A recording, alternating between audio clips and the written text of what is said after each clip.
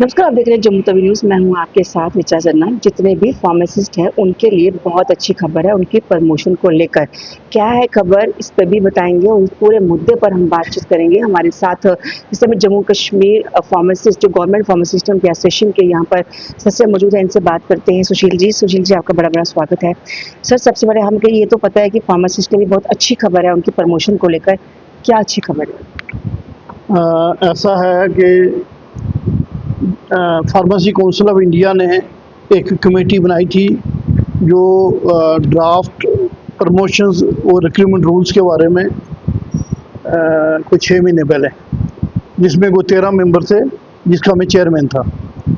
तो उस कमेटी का काम था कि कैसे हम फार्मासिस्ट का जो ड्राफ्ट रूल बनाएं ताकि वो उनको भी प्रमोशन एवेन्यूज मिल सके। ऐसे तो जो फार्मेसी के टीचर हैं उनका बनाया हुआ था फार्मेसी काउंसिल ऑफ इंडिया ने, मगर हमारा आज तक जो 70 साल से कभी भी नहीं था। तो उस कमेटी की रिकमेंडेशन हमने दी, तो जो रिकमेंडेशन हमने दी उसी को टोटो सेंट्रल गवर्नमेंट ने और जो हमारे फार्मेसी काउंसिल ऑफ इंडिया ने अभी रिसेंटली 1 महीना 15 दिन पहले अभी उनको गैजेट हुआ है।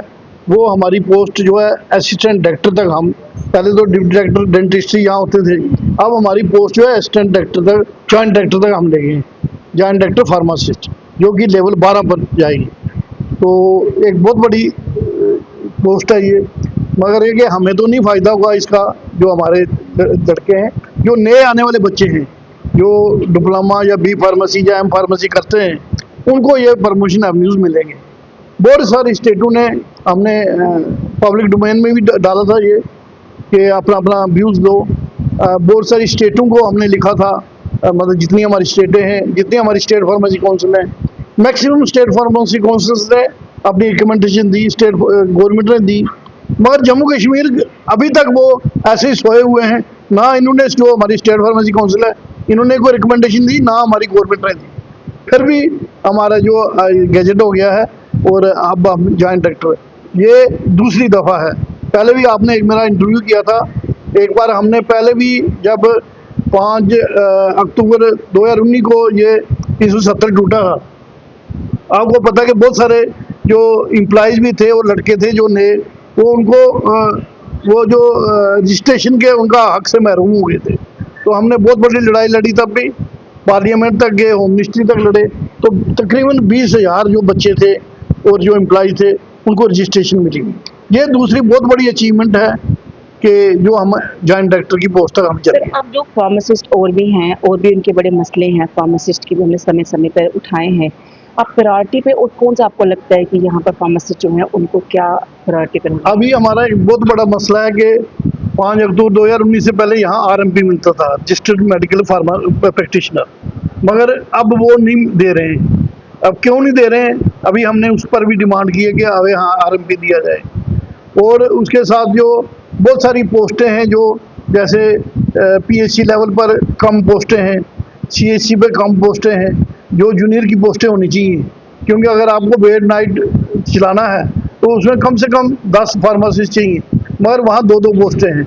उन पोस्टों को बढ़ाने के लिए है, तो जो हमारी पोस्टें वैकेंट पड़ी हुई हैं, अभी मेरा ख्याल है कम से कम 1,000 पोस्ट जो है वैकेंट पड़ी है, वो रिक्रूटमेंट उसमें भेज के बोर्ड को, तो उसकी रिक्रूटमेंट करवानी चाहिए ताकि नए बच्चे आएँ। नए बच्चे आजकल पढ़े लिखे बच्चे हैं, तो वो आए और अपना वो काम देखें। एक आखिरी सवाल है, कितना अहम रोल मानते हैं हेल्थ सेक्टर में एक फार्मासिस्ट का? देखो, जम्मू कश्मीर की बात करूं या मैं हिंदुस्तान की बात करूं, मैं फॉरेन कंट्री की बात करता हूं कि जितने डॉक्टर्स हैं वो फार्मासिस्ट डॉक्टर्स जो हैं वो खाली मेडिसिन लिखते हैं। जो उनका डोज फिक्स करता है वो फार्मासिस्ट करता है कि कितनी डोज देनी है। और आपको पता है कोविड में हमारे बहुत सारे फार्मासिस्ट शहीद हुए हैं। जो कोविड की वैक्सीन बनी है उसमें भी हमारे फार्मासिस्ट का बहुत बड़ा रोल है, क्योंकि ये खाली ये हॉस्पिटल फार्मासिस्ट नहीं है, इंडस्ट्री में भी हमारे फार्मासिस्ट हैं, एजुकेशन में भी हमारे फार्मासिस्ट हैं, ये जो हमारा ड्रग का ऑफिस है उसमें भी हमारे फार्मासिस्ट हैं।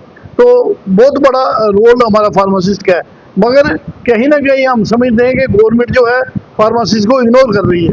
वो क्यों कर रही है वो हमें इस बारे में नॉलेज नहीं है। सेंटर की जो गवर्नमेंटें हैं वो उनको AC में बैठ के वो पॉलिसियाँ बनाते हैं, ग्राउंड लेवल पर जो स्टेक होल्डर हैं उनसे बात करके पॉलिसी बनानी चाहिए, तो तब उनको पता चले कि फार्मासिस्ट का कितना बड़ा रोल है।